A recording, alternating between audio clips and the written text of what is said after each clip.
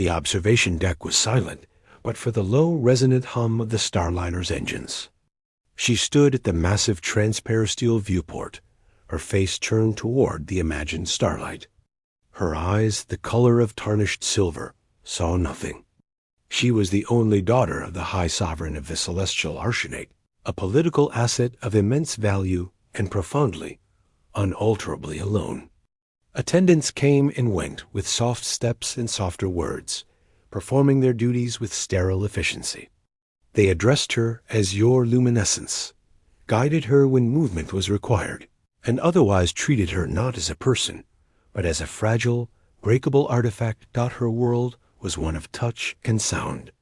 The smooth, cool metal of the deck rail, the distant, vibrational chatter of starship systems, a subtle, floral scent of the air recyclers. It was a world without faces, without visual context, and without companionship. She had accepted this as the immutable condition of her existence. Then came the new attendant. He was human, a species only recently integrated into the broader galactic community, known for their physical robustness and peculiar, persistent empathy. His assignment was a minor diplomatic gesture, a test of human service capabilities. He was given the basic protocols: ensure her safety, anticipate her needs, maintain a respectful distance. On his first day, he stood beside her on the observation deck as she requested. The official briefing described her blindness as a neurological defect from birth, her solitude as a royal prerogative. He watched her stand perfectly still, her head tilted, listening to the ship. He saw not a princess, but a young woman listening intently to a world only she could perceive. Your luminescence, he said, his voice calm and clear. The starfield here is dominated by a binary system. One star is a deep crimson, the other a pale blue. They are currently performing a slow orbital dance. The blue one trails a stream of luminous gas, like a veil. She turned her head sharply toward him. No attendant had ever described the view. They would announce the time or the temperature or the next item on her schedule. They never painted pictures. Why do you tell me this? Her voice was melody and frost. Because it is beautiful, he said simply. And you asked to come here. I assumed you wished to experience it. A long silence followed, filled only by the ship's hum. Describe it again, she commanded, her voice softer. He did. He spoke of the swirling nebula on the port side, like a spilled jewel box, of the distant freighters that were mere pinpricks of moving light, of the way the crimson stars glow cast a faint rose hue on the deck plating. He used plain words, but they were vivid, intentional. For the first time in memory, the void beyond the viewport held shape and color for her dot. It became their unspoken ritual. He would describe everything. The intricate, geometric patterns on the floors of the diplomatic halls. The absurd, bouncing gait of an ambassador from a low-gravity world. The way light refracted through her crystal water carafe, throwing tiny rainbows on the tablecloth. He turned her sterile environments into rich tapestries of imagined sight. He began to anticipate her needs, not from a schedule, but from observation. He learned she disliked a particular corridor because the air current whistled in a disquieting way. He had their route changed. He discovered the synthesizer produced a tea she found too bitter. He learned the precise adjustments to make it acceptable. These were not in the protocol manual. One day, in her private garden dome, she stumbled over an uneven flagstone he had not yet learned to warn her about. The previous attendants would have uttered a formal apology and noted it for maintenance. He immediately said, "My error. The path is uneven for 3 steps beginning here. The cause is a flowering vine that has cracked the stone. The vine has small purple blossoms that smell of night rain." He then guided her hand to the vine, let her feel the texture of the leaves and the delicate petals. She did not pull away. "Night rain has a scent?" she asked. "To humans it does," he said. "Petrichor. It is the smell of dust after rain. This is similar. She smiled, a rare and fleeting thing. I like that word, petrichor. The greatest test came during a formal gala in the ship's grand atrium. It was a cacophony of alien voices, clinking glass, and overwhelming, conflicting scents. She stood beside her father, a statue of polished composure, but her attendant saw the slight tremor in her hands, the barely perceptible tightening of her jaw. She was adrift in a sea of hostile noise. He moved to her side, closer than protocol ever allowed, and began to speak in a low, steady voice meant only for her. The room is large, circular. Your father is to your right, wearing deep indigo. Directly ahead, 20 paces, is the Vulpin ambassador. His fur is bristling slightly, which means he is annoyed. The source of his annoyance is the Gelatin envoy, who is hovering too close to the dessert table. There is a crystal sculpture in the center of the room, capturing and scattering the light from 1,000 tiny sources. It looks like a frozen fountain of sparks. Her breathing eased. His voice was a guide rope in the tumult. He continued, narrating the social landscape as he saw it, giving her context for the snippets of conversation she could hear. He warned her of approaching guests, identifying them by their distinct sounds or smells before they spoke.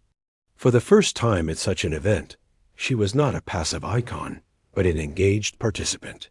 She could turn her head toward a speaker as they approached, could comment on the music, could even make a quiet remark about the Vulpin's posture to her father, who looked at her with surprised pride.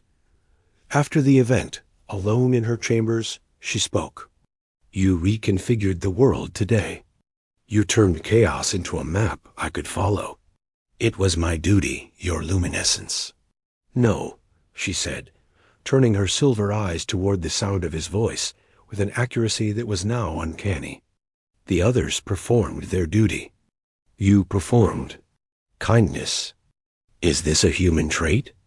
It can be, he said. We believe that to see someone alone and to do nothing is a kind of failure. I have been alone for a long time, she whispered. I know. From that point, their dynamic deepened.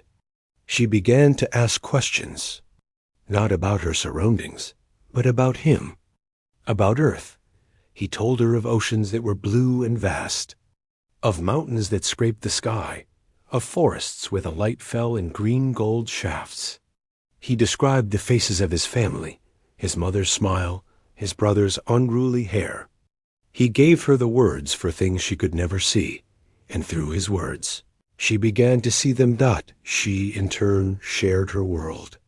She explained how she distinguished individuals by the subtle harmonics of their footfalls, how she could gauge a room's size by the echo of her own breath, how music was not just sound, but a physical texture against her skin.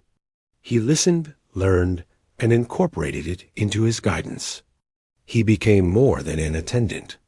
He became her interpreter, the bridge between her rich interior world and the external one that had always been kept at a cold, formal distance. The culmination occurred during an emergency. A power surge from a passing ionic storm triggered secondary failures across the Starliner. The lights died, plunging the vessel into utter blackness, and the artificial gravity stuttered. Alarms shrieked in the dark.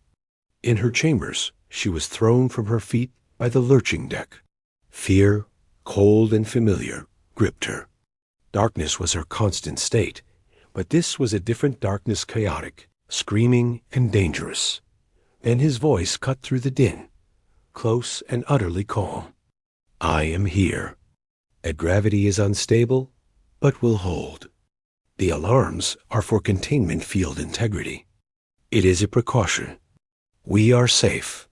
She reached out, and her hand found his arm. He did not flinch or pull away. He helped her up. The emergency lighting will engage in 5 seconds, he said. It will be a dim red glow. The path to the safety pod is 12 paces straight ahead, then a right turn. There is a small obstruction, a fallen service panel 3 paces ahead. Step over it. He guided her, his instructions precise, his presence a solid anchor in the disintegrating universe. When they reached the safety pod, he secured her harness. The red lights cast long shadows. To the others who stumbled in, it was a scene of terrifying gloom. To her, it was simply another moment with her guide Dot in the relative quiet of the sealed pod. She said, "You are not afraid." "I am afraid," he corrected gently. "But my task is clear. Fear cannot be the guide." When the system stabilized and the ordeal ended, the ship's commanders were full of praise for the human attendant's efficient conduct. He had safeguarded the princess. He had followed crisis protocols. But they did not see the true heart of the event. Later, on the restored observation deck, she stood by the viewport once more. He was beside her. "Describe it for me," she said. He looked out at the steady stars. "The storm has passed. The stars are sharp and clear again. Ahead of us, a gas planet with faint rings is turning, its bands of cream and ochre slowly shifting. It is peaceful." She took a small, deliberate step closer to him, until her shoulder almost touched his arm. It was a violation of 1,000 protocols, a gesture of profound, simple trust. "Thank you," she said, the 2 words holding universes of meaning. He did not bow or recite a formal courtesy. He simply continued to look at the stars, offering the silence of shared presence. She was no longer alone in the dark. She had a guide who painted the universe for her in words, who turned silence into understanding, and who had shown her that even for one who could not see, the world could be full of light.